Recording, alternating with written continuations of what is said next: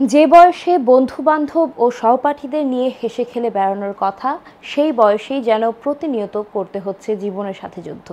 বলছিলাম টাঙ্গাইল জেলার ভুঞাপুর উপজেলার রাউতবাড়ি গ্রামের কিশোর মঞ্জু মিয়ার কথা।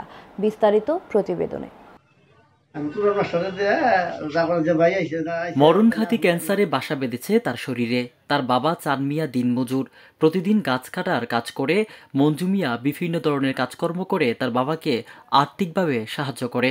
৬ সদস্য বিশিষ্ট পরিবারে মা বিড়ি বাধাইয়ের কাজ করে সংসার চালাতে সাহায্য করেন। কিন্তু ছেলের এই অসুস্থ হওয়ার পর থেকে তার মা আর বিড়ি বাধাইয়ের কাজ করতে পারছেন না। বাবা যা পায় তা দিয়েই কোনো রকমে খেয়ে পড়ে চলে তাদের সংসার। আর্থিক সম্বল বলতে বাড়ির ভিটেমাটি ছাড়া আর কোনো কিছুই নেই তাদের। আমার ছেলেটার পাশে আমার যে টাকা ছিল আমি সব টাকা ফুরিয়ে ফেলাইছি। আমার আর কোনো টাকা পয়সা নাই।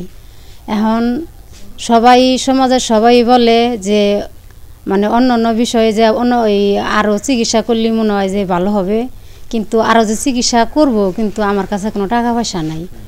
কিন্তু টাকা পয়সা নাই। এখন যদি 10 জনে আমার যদি চায়া দেখে এবং কি হেল্প করে, এবং কি আপনারা যদি আমার হেল্প করেন তাহলে মনে হয় যে আমার ছেলেটার চিকিৎসা করা সম্ভব।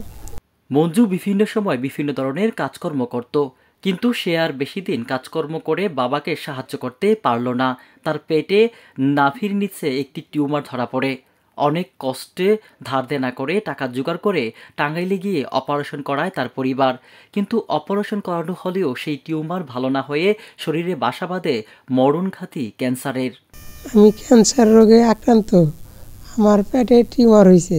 একবার অপারেশন করছি, আবার সেই জায়গায় টিউমার হয়েছে। ক্যান্সার 4 থেকে 20টা গেছে। আমার যা টাকা পয়সা ছিল চিকিৎসা করে আগেই শেষ।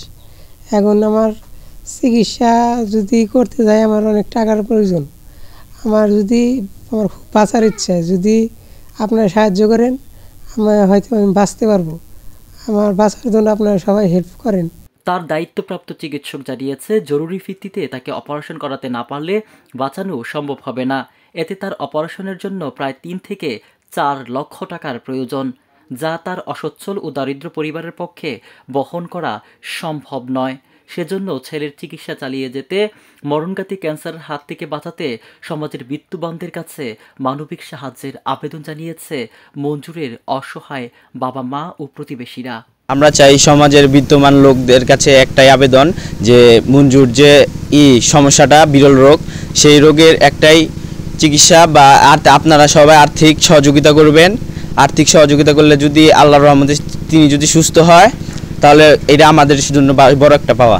বিত্তবান এবং স্থানীয় প্রশাসনকে আমরা অবহিত করার জন্য বলতে চাই যে এই ছেলেটা এক দুরারোগ্যে আক্রান্ত।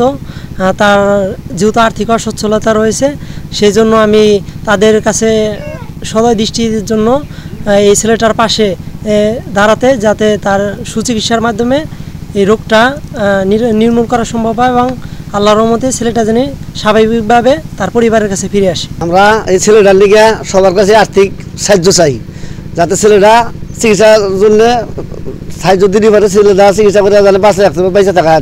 টাঙ্গাইলের ভুয়াপুর থেকে সাজিদুল ইসলামের রিপোর্ট, আমার বার্তা ডিজিটাল।